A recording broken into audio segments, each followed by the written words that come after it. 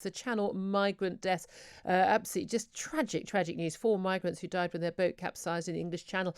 They've been identified yesterday as members of a Kurdish-Iranian family. Their 15-month-old boy is still missing, but the mother and father, both aged 35, and their children aged 9 and 6 perished as their tiny little fishing boat left the coast of France near Dunkirk and was basically sunk by the rough seas and high winds in terrible sea conditions.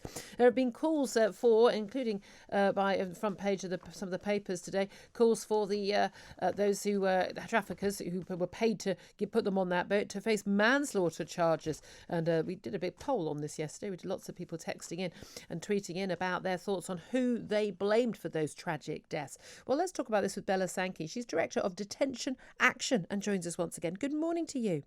Good morning, Julia. Lovely to speak to you.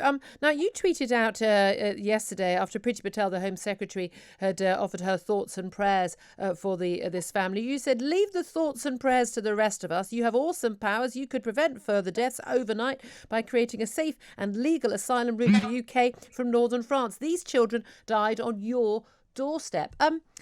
Who forced that family to put their young children in a rickety boat in terrible sea conditions and make that risky crossing from a perfectly safe country to Britain? There's lots of assumptions in your question there, Julia. Of course, Where? Tell me what those assumptions were. Well, one of the assumptions is that France is going to be a safe location for this family to resettle. We don't know whether that's true or not. In fact, we don't know any of the circumstances because this family's now, very sadly, no longer here to speak for themselves. So France isn't a safe country? There are all sorts of reasons why, based on somebody's individual circumstances, France may not be safe for them. Explain? We know at the moment there have been very vicious raids on the Calais camps that have been set up in France, people being evicted, lots of people being made destitute. There are all sorts. Sorry, on what basis does that mean that France isn't a safe country for these people? I mean, they fled. They're Kurdish-Iranians. They fled their homeland. But I'm sorry, France is a safe country. I don't think there's anything to debate about that. Well, there is, Julia, and that's why people are coming to the UK, because they may not feel safe. Oh, they don't feel safe. Okay. And that, of course, is the point. Because just because you or me may be safe in France doesn't mean that a refugee family who have fled their homeland is going to be safe there. France regularly gets in trouble with the European Court of Human Rights for the way that it treats asylum seekers. So do we. Exactly. So we're not a safe country either. So what on earth are they coming here for? For some people, the UK may not be safe either. That's why it's so important, Julia, that each family or each individual is able to choose where they go to seek asylum. But just to get back to the question, this is an absolutely horrific tragedy, as you've recognised. Absolutely. As you've recognised, Julia, and I think what everyone now needs to be doing is thinking about how we can prevent such deaths happening again, because as things stand, it's highly likely that there will be more deaths in the Channel over the next few months if the UK and the French governments don't step up and ensure that people have other options and are able to come here safely without having to risk their lives in this way. Okay, but isn't the simple solution here if the French government stepped up the Coast Guard patrols to prevent people getting on rickety boats in unsafe conditions? Look, if you or I put our kids at that age onto a rickety boat on a lake or a river in those conditions and they died, we'd probably be prosecuted, and quite rightly. More of the same is not going to solve this problem, Julia. We've had more enforcement in the Channel. We've had more enforcement on the French side. And what we've seen in the last year is more and more people making this dangerous journey. It is impossible to stop people from doing this journey. Is it impossible? Yes, that's the reality. That's what has been shown in the last year.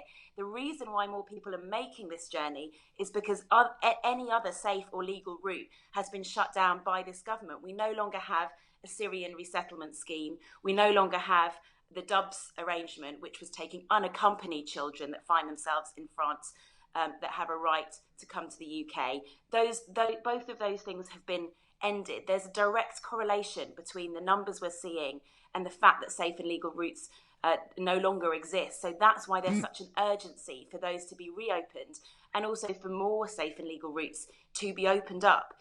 Julia, we've never been in the position that that this family has found themselves in. Thankfully, we are two of the lucky ones in I this know world. we are. I mean, I completely accept that. This is the point. There are billions of people, not millions, billions of people on this planet who aren't as lucky as we are. The question is how many of them we're going to take in when they decide that they feel they would like to come to our country. I mean, as you say, we don't know many details about this family. And again, I wouldn't wish this on my worst enemy. It's absolutely tragic what's happened. But there is also an issue about if there was a safe and legal process by which they could have been in France and applied for asylum in our country. Is it likely that they would have been granted asylum? A Kurdish-Iranian family in a safe country like France saying, oh, we don't feel safe here, we'd like to come to Britain. On what basis would they then be granted asylum? Can you tell us how that would work? If they have a well-founded fear of persecution, then people can be granted asylum here. And I think it's important to point out, given this family's nationality, that in the last year, out of all of the asylum applications that the UK heard, the nationality that made the most were Iranians, and that 2/3 of those applications were accepted the first time around by the Home Office. After that, 10 to 20% of those applications will be granted on appeal. So yes, I think it's really clear from looking at the facts and the evidence and the statistics that Iranians will, more likely than not, the ones that reach the UK will have but asylum. But they'd have to have been to got to the UK to do it. But then that's the difference, isn't it? If they were able to apply from outside of the UK whilst already in a safe country, it's very different from them being already here and then applying. Whether or not we change the law, whether or not we change the law, Bella, and they were in a safe country like France saying we think we're persecuted here in France, it's rather unlikely, isn't it, that they would then be granted asylum here. As I say, Julia, the law is really clear that there's no such thing as being required to claim in the first. I know that you've schooled me on that before. So the point is, it's quite arbitrary that this family wasn't able to make it to the UK. We know that they attempted to twice and they were refused. Had they been able to make it here, they may very well have been granted asylum, and those children may have been able to grow up in peace and security in our community. So, yeah. Or they could have grown up in peace and security in France, and their children wouldn't be dead. Well, Julia, I don't think it's appropriate, if I'm quite honest, to be sort of second guessing and judging the decisions of these two parents. Isn't it? Who are now dead. Isn't it? Their children are dead, and it's due to their actions that they're dead. I think we should absolutely be second guessing them. Well, I think there are lots of complex reasons why those deaths have occurred. And as I say, I think the focus of all of us should be on preventing further deaths rather than trying to second guess the impossible and difficult decisions that people make who are far less fortunate than ourselves. Okay. Well, I mean, again, I know they're far less fortunate. I know we are very, very lucky, but unfortunately, I'm just not quite sure how many people we are able to take in. I would have thought that the message going that you're not going to be able to stay in this country would be the thing that would actually most put people off putting their children at risk like that. Bella Sankey, I always appreciate you joining us. She's Director of Detention Action. Thank you very much.